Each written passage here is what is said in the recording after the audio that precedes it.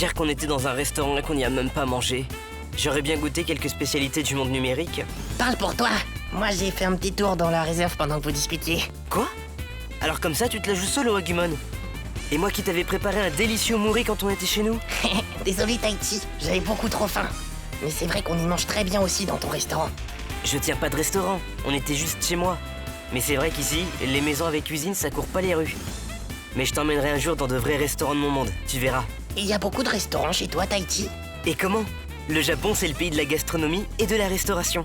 On y mange quoi, par exemple? Eh bien, les restaurants les plus populaires proposent souvent un seul type de plat, mais qui se décline, comme les ramen, les udon ou les soba, dans les plats à base de nouilles. Pour la viande, t'as ceux qui servent du pork pane tonkatsu ou des brochettes yakitori par exemple. Et sinon, t'as aussi des plats chauds comme la fondue sukiyaki. Enfin, la liste est beaucoup trop longue. Ah, ça me donne l'eau à la bouche. Je vais avoir du mal à me tenir dans ce genre d'endroit face à tant de bonnes choses. T'inquiète Agumon, on va peut-être éviter les restaurants les plus haut de gamme comme les Ryotai. Mais on va plutôt viser les échoppes qu'on appelle les yatai, qui servent de la cuisine de rue facile à manger sur le pouce. Faut trop que tu goûtes les crêpes okonomiyaki ou les takoyaki. C'est des boulettes de poulpe. Waouh, ça a l'air délicieux, Tahiti. Je regrette de ne pas avoir profité plus longtemps de ton monde. On rattrapera ça, Agumon. La prochaine fois, on essaiera de rentrer pendant un festival. Ils servent beaucoup de spécialités dans des stands de foire qu'on appelle Rotenshow.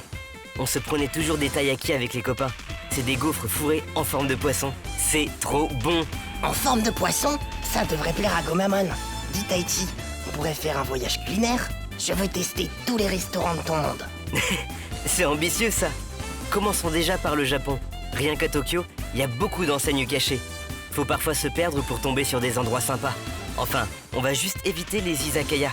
C'est pas trop de notre âge. Qu'est-ce que c'est comme endroit? Ce sont des bars et on y sert de l'alcool. Mon père y va souvent avec ses collègues le soir pour décompresser après le travail. Mais nous aussi, on a besoin de décompresser après avoir combattu des Digimon. T'as raison, Agumon. D'ailleurs, en parlant de se reposer, et si tu veux vraiment sortir de Tokyo, on pourra aller dans un ryokan.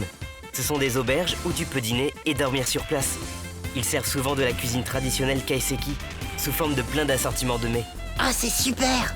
Mais avec tout ça, j'ai de nouveau faim, comme si je n'avais rien mangé tout à l'heure. Une petite poêlée de champignons pour oublier la faim, peut-être? Non merci, c'est bon, je n'ai plus faim. Allez, Agumon, allons retrouver le reste du groupe. On y va!